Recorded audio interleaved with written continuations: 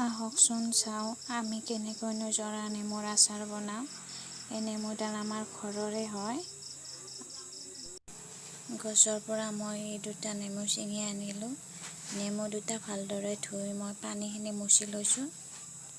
এতিয়া মই জৰা নেমুৰ বাকলিটো এনেকৈ কটাৰীৰে চুচি দিছোঁ, যাতে নেমুৰ আচাৰখিনি বেছি তিতা নালাগে। এনেকৈ চুচি দিলে নেমুৰ আচাৰটো বেছি তিতা নালাগে, ইয়াক লগে লগে খাব পৰা যায়। এয়া মোৰ নেমু দুটা চুচি দিয়া হৈ গ'ল। যিহেতু এই দুটা জৰা নেমু হয়, সেইকাৰণে নেমু দুটা ডাঙৰ, জৰা নেমু কাৰণে ডাঙৰ, সেইকাৰণে মই এনেকৈ সৰু সৰুকৈ কাটি লৈছোঁ।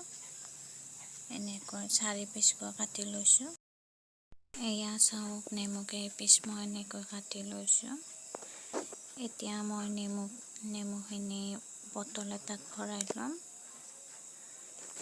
এনেকৈ বটলত ভৰাই নেমুখিনি ইয়াৰে ওপৰত নিমখ দিম। এনেৰ ওপৰত এনেকৈ নিমখ দি এতিয়া মই বটলৰ ঢাকনখন মাৰি দি জোকাৰি দিম, যাতে নেমুখিনিত গোটেইখিনিত নিমখ লাগি যায়। নেমুখিনিত গোটেই নিমখ লাগি গৈছে। এতিয়া মই বটলটো 2-3 দিনৰ কাৰণে এনেকৈ থৈ দিম।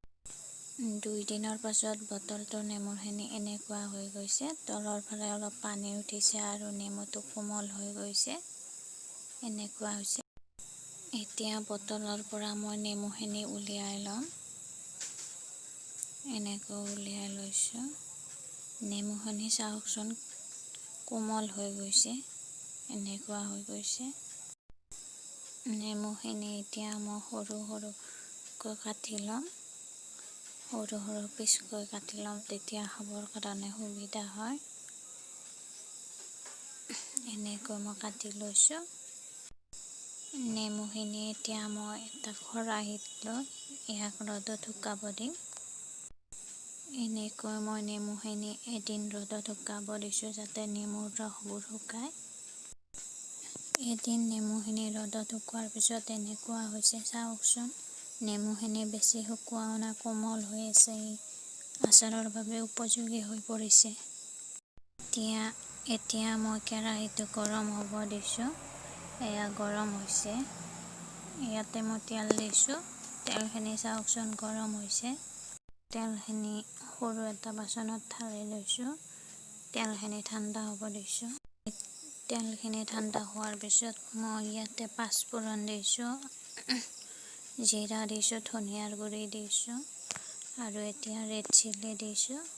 এয়া হালধি দিছোঁ। এতিয়া গোটেইখিনি ভালকৈ মিহলাই লৈছোঁ। এনেকৈ তেলখিনি ভালকৈ লৰাই দি ইয়াতে মই ভোট জলকীয়া দিছোঁ। এতিয়া লগতে নেমু দিছোঁ। এয়া মই নেমুখিনি দিছোঁ, লগতে আগতে নিমখ দি আছিল, লগতে পৰিমাণ অনুযায়ী মই নিমখ দিছোঁ। তাৰপিছত গোটেইখিনি নেমু ভালকৈ গোটেইখিনি দি লৰাই দিছোঁ। এয়া লৰাই দিয়া হৈ গ'ল। চাওকচোন, নেমুৰ আচাৰৰ কালাৰটো ধুনীয়া হৈছে। এতিয়া মই নেমুৰ আচাৰখিনি বটলত ভৰাই থ'ম। ইয়াক মই ৰ'দত দি থাকিম মাজে মাজে। নেমুৰ আচাৰখিনি এতিয়াৰ পৰাই খাব পৰা যাব। বেছি তিতা নালাগে, কাৰণ মই নেমুবোৰ চুচি দিছিলোঁ যে, সেইকাৰণে।